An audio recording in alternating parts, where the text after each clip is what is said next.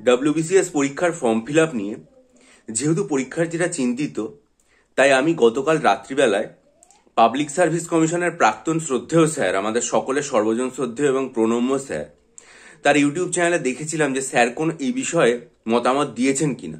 তা দেখলাম স্যারকে যে সমস্ত পরীক্ষার্থীরা প্রশ্ন করেছিলেন, স্যার তাদের সবাইকেই যেটা বলেছেন সেটা হচ্ছে অযথা আতঙ্কিত হওয়ার, ভয় পাওয়ার বিন্দুমাত্র কোনো প্রয়োজন নেই, পাবলিক সার্ভিস কমিশনের অফিসে যোগাযোগ করতে। আমি এটা আপনাদেরকে বলেছি যে পাবলিক সার্ভিস কমিশনের অফিসে যেতে যদি সম্ভব হয় তাহলে সশরীরে একবার গিয়ে জিজ্ঞাসা করে আসুন বিষয়টা।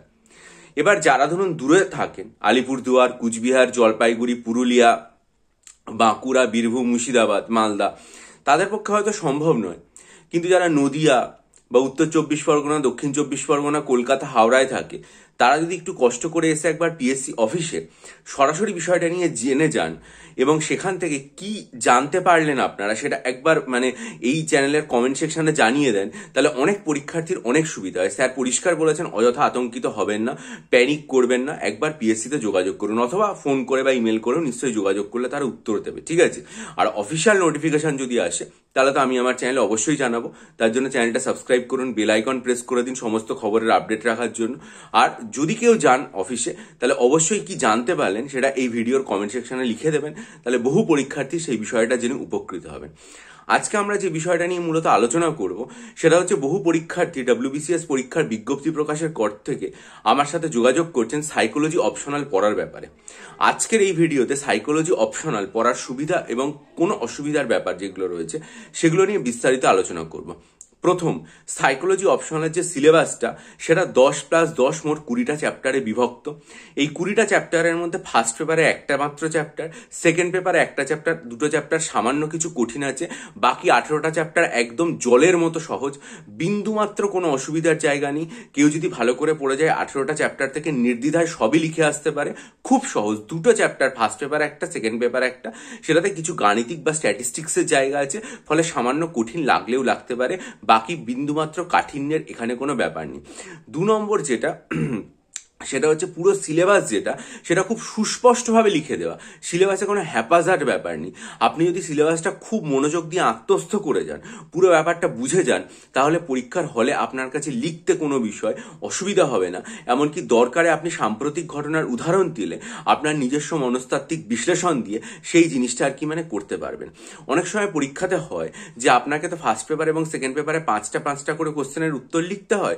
কখনো এরকম হতে পারে যে হয়তো ফার্স্ট পেপারে একটা, সেকেন্ড পেপারে একটা, এরকম কোনো প্রশ্ন এলো যেটা সরাসরি বই থেকে তুলে বই বলছি সিলেবাস থেকে তুলে দেওয়া নয়, বিষয়বস্তুর উপর ভিত্তি করে সাম্প্রতিক কোনো ঘটনা নিয়ে আপনার মতামত চাওয়া হয়েছে, তাহলে সেই জায়গাতে আপনার মতামত দেওয়ার ক্ষেত্রে আপনি সাম্প্রতিক বিষয়গুলো যেগুলো ওই প্রশ্নের উত্তরের সাথে সামঞ্জস্যপূর্ণ বলে মনে হবে সেটা দিয়ে আপনার এতদিনের যে পড়াশোনা সেটার উপর ভিত্তি করে আপনার যুক্তি এবং বিশ্লেষণ ক্ষমতা প্রয়োগ করে কিন্তু আপনি এই উত্তরগুলো অনায়াসেই সাজিয়ে গুছিয়ে লিখে আসতে সক্ষম হবেন।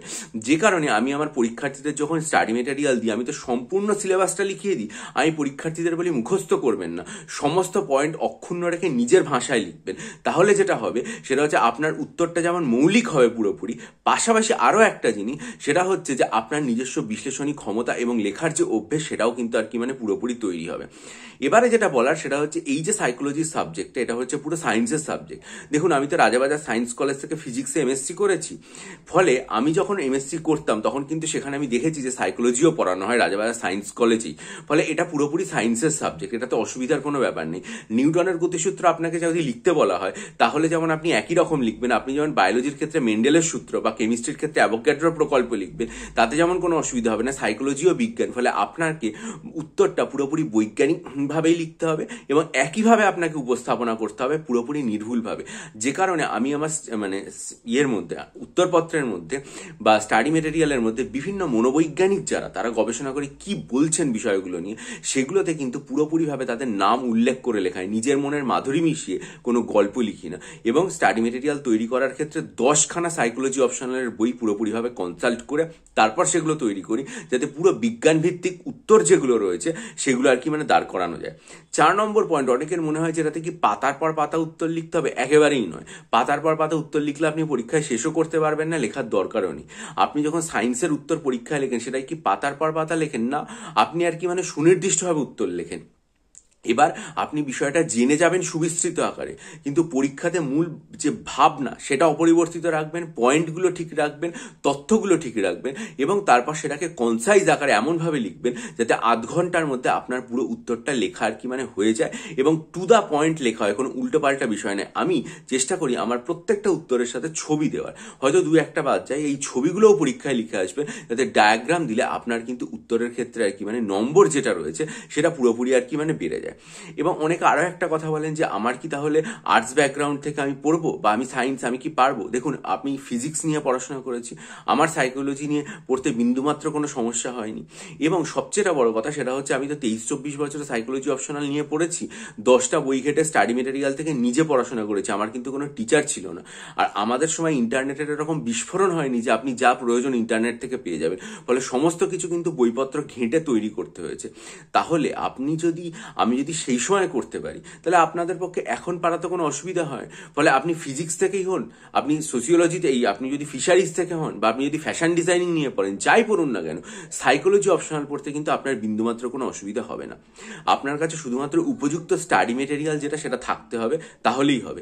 এবার একটা প্রশ্ন আসে যে উত্তর কি বাংলায় লেখা যায়? আপনারা পরিষ্কার দেখতে পাচ্ছেন যে পাবলিক সার্ভিস কমিশন বাংলার ওপর কতটা জোর দিচ্ছে, যে তারা ইন্টারভিউ বোর্ডে বাংলার আলাদা করে টেস্ট নেবে বলে সেটা এবারে নোটিফিকেশনে লিখে দিয়েছে। ফলে বাংলায় উত্তর লিখলে আপনার কম নাম্বার পাবেন, এই মানসিকতা থেকে পুরোপুরি বেরিয়ে আসুন। একটা কলোনিয়াল মাইন্ডসেট, এটা ইমিডিয়েট এটা ত্যাগ করা দরকার। আপনি বাংলায় উত্তর লিখবেন। আমি পরীক্ষায় অপশনাল বাংলায় লিখেই পাশ করেছি, WBCS ক্র্যাক করেছি বাংলাতে অপশনাল লিখেই। ফলে আমার মনে হয় যে বাংলায় যদি আপনি লেখেন তাহলে কোনো অসুবিধা হবে না। ইংরেজি জ্ঞান যাচাই করার জন্য ইংরেজির আলাদা পেপারের পরীক্ষা নেওয়া, সাইকোলজিতে দেখা হবে যে আপনি সেই বিষয়বস্তুটা জানেন কিনা। ফলে অপশনাল সাবজেক্ট বাংলায় লিখলে আপনি কম নম্বর পাবেন। সম্পূর্ণ এই ভ্রান্ত এবং মিথ্যা অবমাননাকর যে ধারণা মাতৃভাষার প্রতি, সেখান থেকে আমার মনে হয় বেরিয়ে আসাটা অত্যন্ত জরুরি। এরপরে যেটা বলার সেটা হচ্ছে সাইকোলজি পড়তে গিয়ে আপনাকে আরেকটা জিনিস করতে হবে, সেটা হচ্ছে সিলেবাস ছোট, একদম সুনির্দিষ্টভাবে লিখে দেওয়া, কিন্তু আপনাকে রোজ লেখাটা অভ্যেস করতে হবে। এবং এরকম নয় যে আমি এক অপশনাল প্রিলিমসের রেজাল্ট বেরোনোর পর পড়লাম, আপনাকে প্রথম থেকে পড়াটা শুরু করতে হবে। ধারাবাহিকভাবে আপনি 1 বছর পড়ুন, প্রত্যেক দিন ঘড়ি ধরে অন্তত আধ ঘন্টা করে যদি লেখা প্র্যাকটিস করেন, রোজ 1 ঘন্টা পড়লেন, আধ ঘন্টা লেখা প্র্যাকটিস করলেন, এই 1.5 ঘন্টার একটা কম্বিনেশন যদি আপনি তৈরি করতে পারেন, তাহলে সেটা এমনভাবে হবে যে পরীক্ষার হলে আপনাকে পুরো নম্বর পাওয়ার ক্ষেত্রে সেটা কিন্তু আর কি মানে সবসময় সাহায্য করবে। আরও একটা ব্যাপার বলা, সাইকোলজি আমাদের মনস্তাত্ত্বিক বিষয়, পড়তে গিয়ে আমাদের নানা রকম সমস্যা হয় আমাদের মাথার মধ্যে, মানে পড়তে মানে সাইকোলজি না, এই পুরো চাকরির পরীক্ষা জীবনে অনেক রকমভাবে মনস্তাত্ত্বিক ঝঞ্ঝাট হয়, ব্যক্তিগত জীবনে ঝঞ্ঝাট হয়, চাকরিগত জীবনে ঝঞ্ঝাট হতে পারে। সাইকোলজি কিন্তু আপনাকে সেই ধরনের ঝঞ্ঝাট যেগুলো রয়েছে সেগুলো পড়ে আপনি কি করে উত্তরিত হবেন সেই প্রসেসগুলো থেকে, সেগুলো থেকে বের করে দেওয়ার জন্য আপনাকে প্রসেস বলে দেবে। ফলে আপনার নিজের মনস্তত্ত্বকে সামলানোর জন্য, ভেঙে পড়াকে আটকানোর জন্য আপনার প্রস্তুতিকালীন এবং চাকরি জীবনে উভয় ক্ষেত্রেই কিন্তু সাইকোলজির দরকার। এবং ইন্টারভিউ বোর্ডে কিভাবে আপনি নিজেকে দৃঢ় প্রতিজ্ঞ রাখবেন সেটার জন্যও কিন্তু সাইকোলজি পড়াটা দরকার হলেও হতে পারে। তাই আপনি ভাবনা চিন্তা করে তারপরে সিদ্ধান্ত নেবেন। এক্ষেত্রে যেটা বলার, আমি তো কোনো সাজেশন ভিত্তিক পড়াই না, পুরো টোটাল সিলেবাস পড়াই, কোনো সাজেশন আমি দিই না কখনো। একদম যে রিপিটেশন যদি হয়, একদম মানে ফার্স্ট পেপার এবং সেকেন্ড পেপার মিলিয়ে পুরোপুরিভাবে পড়িয়ে দিই, যাতে একটা পয়েন্টও আর কি মানে বাদ রাখা যায় না। কিন্তু এখানে একটা জিনিস হতে পারে, আপনারা দেখবেন যে মার্কেটে যেটা হয়, আপনারা তো সবাই ইকোনমি পড়েন, মার্কেটের ব্যাপারগুলোতে আপনাদের নজর রাখতেই হয়। দেখবেন মার্কেট কখনো উপরের দিকে ওঠে, কখনো নিচের দিকে নেমে যায়। ফলে সাইকোলজির নম্বর কিন্তু প্রত্যেক বছর একরকম থাকে না। ধরুন কোনো একটা বছরে সাইকোলজি অপশনাল থেকে প্রচুর পরীক্ষার্থী সিলেক্টেড হলেন, আবার কোনো একটা বছরে হয়তো খুব কম হলেন বা হলেন, এই জিনিস কিন্তু হতে পারে। যেমন ধরুন আমি আপনাকে উদাহরণ দিচ্ছি, 2021 সালে সাইকোলজি অপশনাল নিয়ে অনেক পরীক্ষার্থী সিলেক্টেড হতে পারেননি, তারা আশাহত হয়েছিলেন। আবার দেখুন 2022 সালে সাইকোলজি অপশনাল নিয়ে প্রচুর পরীক্ষার্থী সিলেক্টেড হয়েছেন। এমনকি আমার ছাত্র যারা, তারা ডেপুটি ম্যাজিস্ট্রেট থেকে শুরু করে ফুড ডিপার্টমেন্ট, রেভিনিউ ডিপার্টমেন্ট, হ্যাঁ, এবং মানে এই লেবার ডিপার্টমেন্ট, বিভিন্ন জায়গাতে সিলেক্টেড হয়েছেন, যেগুলোর উদাহরণ আমি ছবি সহ আমার চ্যানেলের পোস্ট সেকশনে লিখেও ছিলাম। আবার দেখুন 2023 সালে আমার ছাত্ররাই A এবং B গ্রুপের ইন্টারভিউতে সাইকোলজি অপশনাল নিয়ে ডাক পেয়েছে। সুতরাং কোনো একটা বছর সাইকোলজি অপশনাল নিয়ে হয়তো দেখা গেলো খুব ভালো রেজাল্ট হলো, কোনো একটা বছর কিন্তু খারাপ রেজাল্ট হতে পারে। এবং এটা শুধু সাইকোলজি অপশনাল না, এটা যে কোনো অপশনাল এবং বাস্তবের যে কোনো জীবনেই সত্য। কারণ আমরা জানি যে চক্রবৎ পরিবর্তন হয় জীবনে। ফলে মার্কেট যেমন কোনো একটা সময় খুব উঠে যায়, আবার কখনো নেমে যায়। 2021 সালে একেবারেই নেমে গেছিল। আবার দেখুন 2022 সালে সাইকোলজি অপশনাল নিয়ে প্রচুর পরীক্ষার্থী সিলেক্ট হয়েছে, 2023-এও সাইকোলজি অপশনাল নিয়ে অনেকে ইন্টারভিউতে ডাক পেয়েছেন।